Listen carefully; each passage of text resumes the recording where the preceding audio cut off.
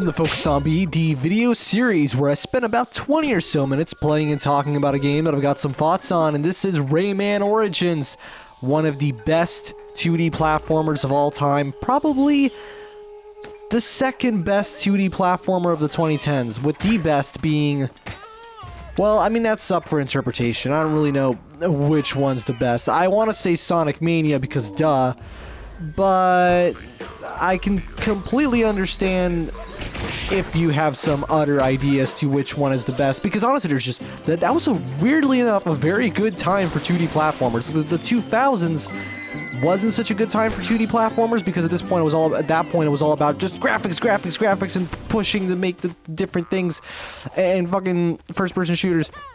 But then in the 2010s, you know, after the indie boom, we realized, oh yeah, 2D is fun as well. It's actually really great because it doesn't cost $20 billion to make one level, you know? So they could afford to experiment and make cool different games, and that's how this happened pretty much. You know, you think this had the same budget as an Assassin's Creed game? Sure as hell didn't, but look at it. It's amazing, and it's gorgeous too. It just looks so good. But that's not why I like this game so much, of course. Although it is gorgeous. And the music is fantastic as well. It's actually the controls. The controls in this game are so tight. But they're not stiff. Like, when I say tight, I feel like I run the risk of making it seem as if the controls are stiff. Like, sometimes you would kind of relate those two words together. But no. Actually, this game's controls are very weighty and fluid. There's a great sense of movement to Rayman. There is absolutely zero tension in the way he moves. It's all just very smooth. You know, oh, motherfucker died. There you go. The way you kill enemies is pretty unique as well. Also, look, it's doing that 2D and 3D thing, kind of. 2.5D. Well, not really. It just sends you to a different layer in the background. But, yeah, the level design is also fantastic. We'll talk about that later, though. So the controls... admittedly, they can lead to some very minor frustrations. I can't say that the controls, while they're excellent, but that slight looseness, it's totally worth it. I feel like if this game's controls were way tighter and, I guess, in a way more stiff, they would have been easier to... It would have been easier to do certain platforming sections, but you would have lost that sense of flow and excitement. See, I feel that something a lot of precision platformers lose is the risk and excitement of platforming. They will usually have very super tight controls, which, yes, they're good for, especially if you're competitive, they're good for consistency, and you can guarantee that everything works out every single time, right? But with this game, the controls have just a bit of give. You're not always 100% certain you're going to make it. You might be 99% certain you're going to make it. And that's actually good because it creates a sense of excitement. That it's kind of like the platforming equivalent to how certain arcade racers do things, where it's not always 100% about skill, and sometimes it's more about, oh, I'm supposed to do this level now. Well, I'm not going to do it. I've actually got... Yeah, I had no idea that I played through so much of the game, but apparently I have. I haven't played this game in a while, so that's why. Let's go to some other stage. Let's go to the ice level. That was a really fun one. It's got some really cool gimmicks. Let's go over here. Gourmet Land. Yeah, sure. Come on, there you go. Let's get on with one of the levels. Why not? Now, the loading screens are fun because you can move around and punch stuff for no reason. And I don't know. I'd really have nothing to add while the game was loading. Can you please load faster, Nintendo Wii? Jesus, because of course I'm not playing the PC version, because fuck you, Play. I might buy the game on Steam at some point, but not actually install it, because, well, this game is by Ubisoft. I assume I have to install Uplay. I don't want to... No. I don't want to do the trial. And I'm assuming it would make me do that. I don't want to have to do that. So, yeah, we're just going to keep going with this version right here for the Wii. Although, funnily enough, despite the fact that the thing runs at, like, natively, the Wii runs at, like, 480p, all of the assets here are identical to the PC version. They clearly have not downgraded them, which is great because it means that in Dolphin, it's, you know, it looks nice and crisp. It just surprises me because you think they would have done that to save space, possibly, but I guess they didn't care about that so much. I don't know. It was probably a rushed port, but it's still good. It's still Rayman Origins. It's fantastic. So what I love about the level design is that it's straightforward and has a great sense of flow. right? While also having a decent number of platforming okay, there we go. I gotta wait for that thing to go up. It has a lot of platforming sections which require you to just kind of think a little more about how you're going to approach a certain section. For example, here, how am I supposed to get up there? Well, you know what? I imagine it. Oh, I know what they want me to do. They want me to basically off myself so I can go back before the platform has become too low for me to jump on it. Oh, no, wait, the platform never been... Ah, they want me to jump on this one. Like this? And boost, there you go. See, there's something very Smash Brothers about the way that Rayman controls and attacks. I love the way that they implement Rayman's attack as part of his movement set. So for example, when you're tiny Rayman, you can basically double jump, as you can see. That's really, really cool. Oh god, the music in this part is really cool too. You got all these different gimmicks with how the levels are designed, and there's nothing quite like just running through a stage and just everything, just they throw stuff at you every few seconds. There's something brand new, and it still feels fresh. Like, this game is how many? It's a decade and a half old. This game is 15 years old now, and still nothing makes me feel quite like how this game does when I play it. And funnily enough, I don't want to say that there's too much nostalgia going on here. I did play this a bit when I was a kid. It came out when I was like 10 years old, so sure. But even still... Ow, you motherfucker. And now I'm gonna die, of course. Even still, I think it's just... It wins on its quality alone with the way that the levels are designed. Now, something about the damage system kind of bothers me. That the whole... Yeah, when you take a hit and you get sent a little bit... There's knockback. And knockback is never fun. Now, the original Rayman also had knockback. Let's see if I can cheese this. Oh, yes I can. Look at that. I love playing as tiny Rayman. But when you have knockback in a game like this, it's not super severe, but it can lead to some... What would you call them? Chain reactions? Let's not talk about that too much, okay? Because it's a very small detriment in what is otherwise an incredibly well-made platformer. You got all these secret areas, which is fun because the game's progression is actually not too heavily tied to finding stuff. I don't exactly remember how you progress through the game in terms of, like, do you actually need to collect a bunch of the Electoons? I think there is a quota to meet, but it's super generous. I mean, first of all, beating levels gets you Electoons on its own, obviously. And there's more to find. There's also time trial Electoon. There's plenty of opportunities to make some kind of tangible progress. Although there is one thing to consider in this game, and that would have to be the overall structure and pacing, in the sense that when you're done with, like, the initial version of every single world, you then come across, you have to go through these secondary harder variants. They're different levels. You never reuse levels necessarily, but as you can see right here, let me show you on the world map, or even not even on the world map. Actually, no, it is on the world map. Look, so basically you have this one. So that's Luscious Lake. So I imagine, yep, we're just going to have more levels that are within the same theme, but they are, I imagine, a little bit harder. Let's see what this one's like. I actually haven't played it. Well, I have played it. I've completed this game on a different PC, but on this one, I actually haven't played through the entire game. God, the loading times are so long on the Wii. What the fuck? Aren't you loading smaller assets? Whatever. Hey, I mean, that's the price you pay when you don't have Uplay, because... Really, I don't want to have to... Do you have to make a Ubisoft account or something? I genuinely don't know. I've never purchased a game by Ubisoft. Yeah, I've purchased games from EA, and I still fucking hate myself for that. I've purchased games from a lot of other people, but I've never bought anything from Ubisoft. So I wouldn't actually know whether or not that's what you have to do, but it doesn't matter. See, something I like here is the fact that even though we obviously have the ice level theme... Well, this game is doing something kind of oh, shit. Okay, we got a shoot-'em-up segment.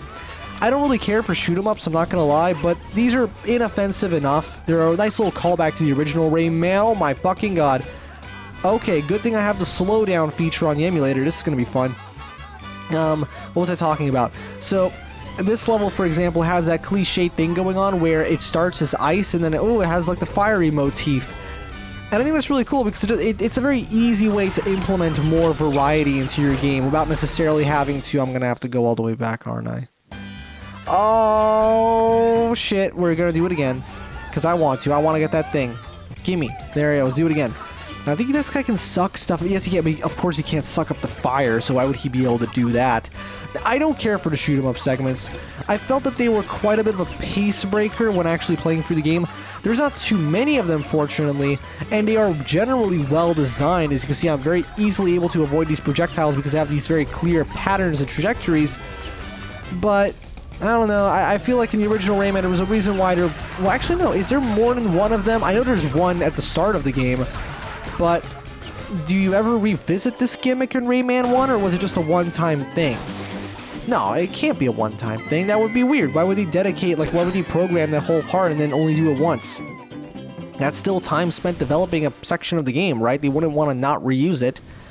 Boy, it doesn't matter. I'm just having a good time here because Rayman Origins is such a fun game. Sort of, it falls within that same sort of category as something like Need for Speed Most Wanted, where it's actually kind of hard for me to talk about it when it comes to what I specifically like, because it just doesn't... It's so much easier to address flaws in a game than it is to address positives. Because what do I say? I mean, the game looks great, sounds great, controls flawlessly, right? And I love Rayman's movement options when it comes to his combat. The way they integrate, as I already said, the way they integrate the combat mechanics into the gameplay. The fact that, for example, instead of just hovering, I can also kick once and get a little bit of extra air, right? Or, oh, you motherfucker, and I'm dead. I gotta restart the entire area, but that's okay because the areas aren't too long. We're gonna do it again.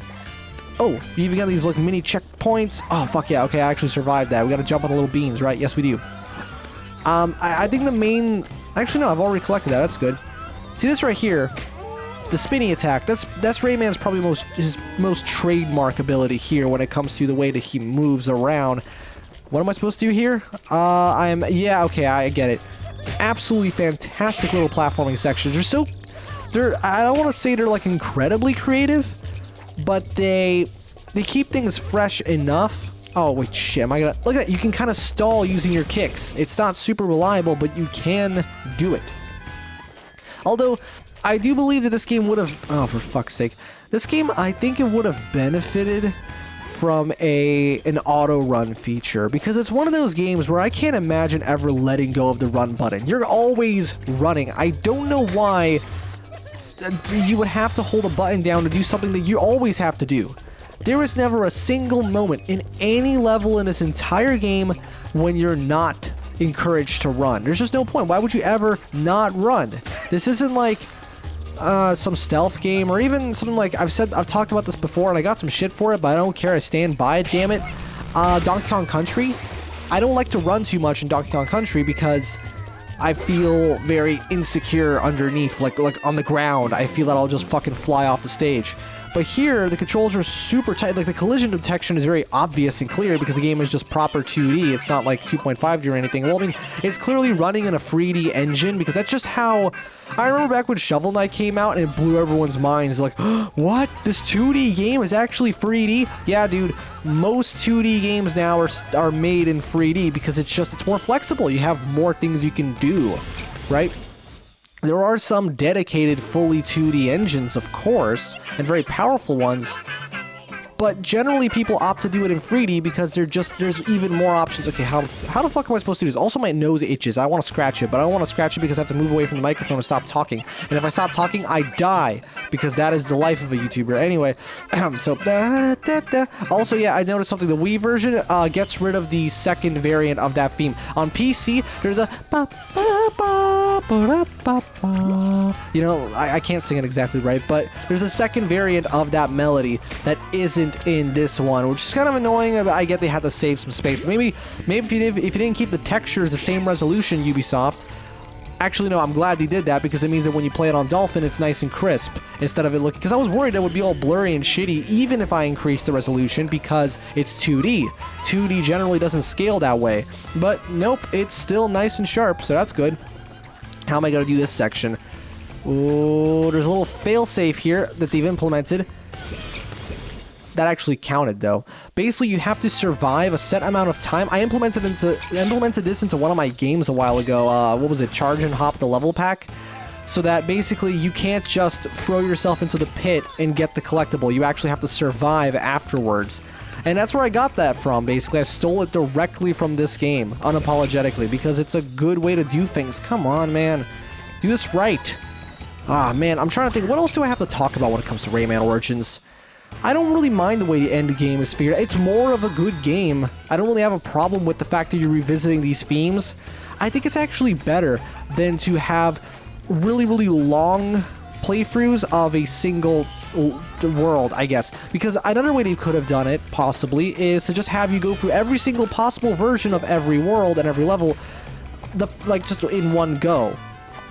But that probably would have meant that each world would have overstayed its welcome. I think it's a good thing they did it this way, because you get to move on to something fresh while you're still exploring through the game, and then when you're more familiar with the environments, that's when you can go back and start re-exploring them. I'm okay with that. I think it was a clever way to do your progression.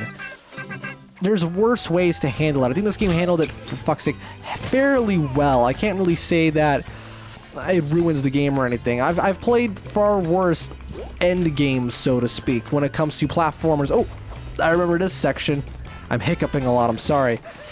You have to, yeah, not get hit by those things. And you get the rope. The rope physics are a little iffy in this game, actually, because of the momentum. But to be fair, when you're tiny Rayman, they are a little bit altered. So what else is there? I mean, everything about this game just flows so seamlessly. And I think this is the kind of game where there's a reason why I'm playing as Blue Rayman. Because sometimes, even though I love Sonic games in general, especially, I mean, I prefer the 3D ones, admittedly. I know that's illegal to say, but I wish the 2D Sonic games were like this. They've never had the best sense of continuous motion like how this game has. I know it's by design, but still, I never feel this free when I play a 2D Sonic game. Whereas here, it's like, oh my fucking god. Actually, a while ago, I modded the textures for this game to replace Rayman's shoes with Sonic shoes. Yes, you can do that. You can replace the individual limbs of the character because they're obviously separate sprites. So you can totally dump the textures and just do that. You can replace them with whatever. Come on, and that's what I ended up doing. So, yeah, it's just, I kind of wish sometimes other games played like this. This kind of game just makes everything else look like shit. It's so good. It's so damn good. Yet I haven't actually played it all that much. But to be fair, I don't really play my favorite games too much because I'm very conscious of overplaying them, and I don't want to make them not my favorite anymore by doing that. So anyway, I think that's going to do it for this episode of Focus on B, the video series. I'm going to cut it a little short, but I don't want to keep rambling with nothing really to say. So yeah, anyway, where was I? Yeah, this is Focus on B, the video series where I spend 20 or so, in this case only 18 minutes, playing and talking about a game that I've got some thoughts on. This has been Rayman Origins, various platforms, 2011.